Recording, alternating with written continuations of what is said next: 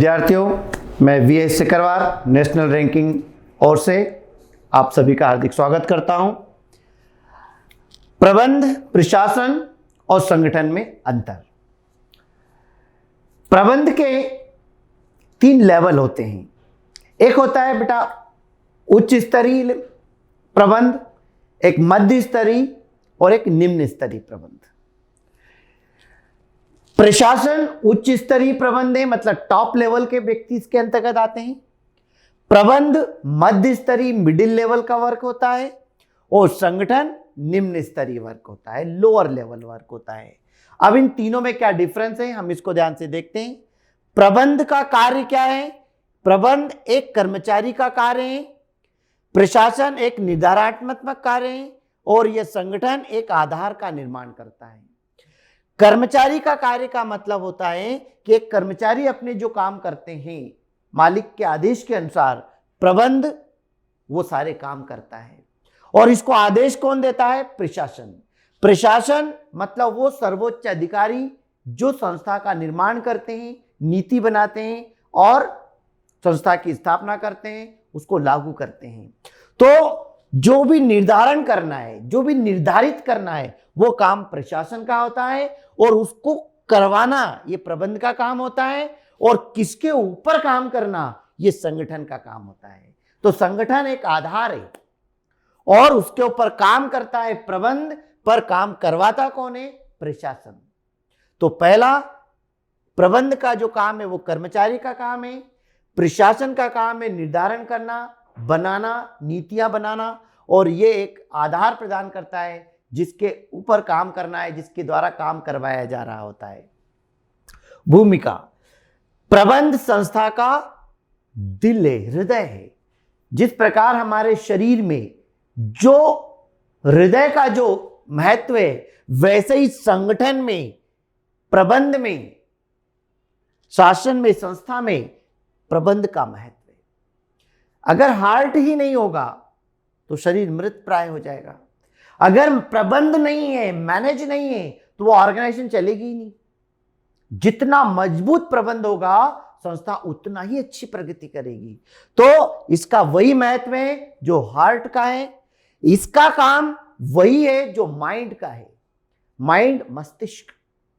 हमारे शरीर की सारी गतिविधियों को संचालन करने का काम कौन करता है? मस्तिष्क करता है। हम सुनते हैं, मस्तिष्क में विचार आते हैं, उसका तुरंत हम रिप्लाई करते हैं। तो ये जो प्रशासन है ये मस्तिष्क का काम करता है, सोचने विचारने का काम करता है, नई नई नीतियां बनाता है और वो प्रबंध के पास पहुंचाता है।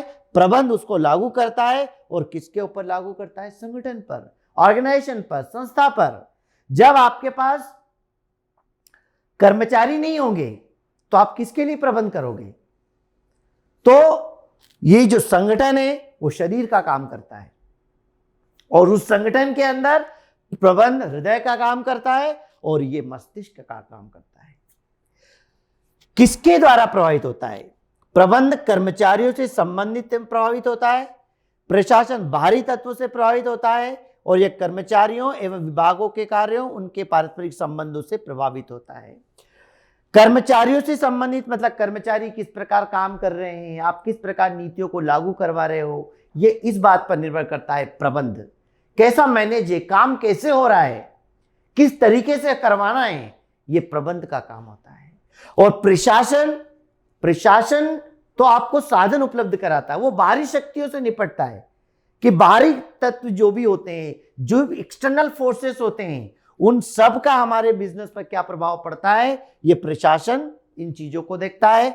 और जो अंदर के कर्मचारी हैं, जो अलग अलग डिपार्टमेंट है, सबके बीच कैसे कोऑर्डिनेशन है, कैसे मिलकर के काम कर रहे हैं, ये काम संगठन का होता है। इस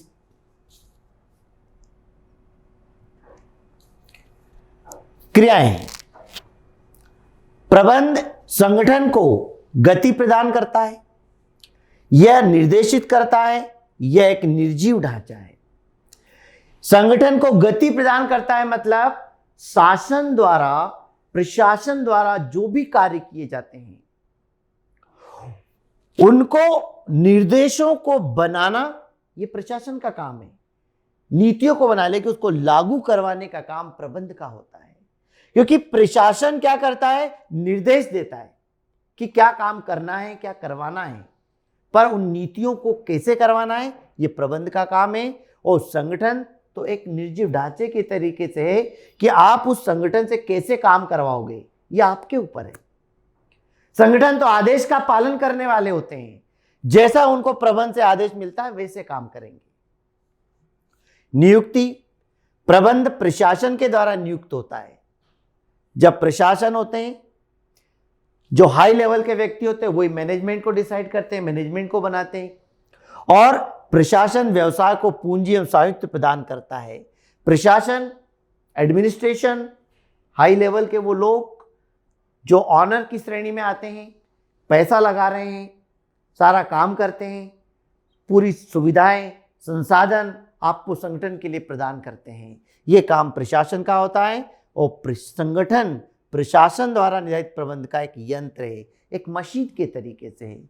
ये मशीन के तरीके से काम कर रहा है। इससे कैसे काम करवाना ये प्रशासन सोचेगा और ये आदेश देगा किसको, प्रबंध को, और प्रबंध फिर संगठन को वो निर्देश दे करके उनसे काम करवाएगा। यह मध्य स्तरीय काम है, मिडिल लेवल का वर्क है, ये हाई लेवल का वर्क है, और ये परस्पर सहयोग मतलब निम्न लेवल का वर्क है। ये टॉप लेवल, ये लोअर लेवल, इन दोनों के बीच जो कोऑपरेशन का काम करता है वो मैनेजमेंट करता है। तो मैनेजमेंट संगठन और प्रशासन के बीच एक लिंक का काम करता है। इसके पश्चात नीतियां, पॉलिसीज। प्रशासन नीतियां बनाता है, पॉलिसीज, नियम, रूल्स, रेगुलेशंस, उनको लागू कौन करवाता है, प्रबंध, मैनेजमेंट उनको अप्लाई करवाता है। और संगठन नीतियों को क्रियान्वित करने के लिए समूह का निर्माण करता है। जब मिलजुल करके वो काम कर रहे होते हैं तो उस नीति का पालन करते हैं वो। क्षेत्र, इसका काम क्रियान्वयन करना है, इसका व्यापक क्षेत्र है और ये बहुत सीमित क्षेत्र है। इसका क्षेत्र व्यापक इसलिए है क्योंकि प्रशासन है, पूरी संस्था इनके ऊपर है, इनके बड़े बड़े काम होते हैं, निचले स्तर से लेकर उच्च स्तर तक सारे काम गतिविधियां इनको देखना होती है, तो ये बड़े स्तर पर काम होता है। ये क्रियान्वयन तक मतलब काम को लागू करवाने तक का इनका काम होता है और ये काम को पूरा करने तक का सीमित होता है। तो इस प्रकार प्रबंध, प्रशासन और संगठन में अंतर है। प्रशासन उच्च स्तरीय संस्था है, वो व्यक्ति जो नीति नियम बनाते हैं, प्रबंध उनको लागू करवाता है और संगठन उनको परफॉर्म करता है, उन काम को पूरा करता है। Thank you.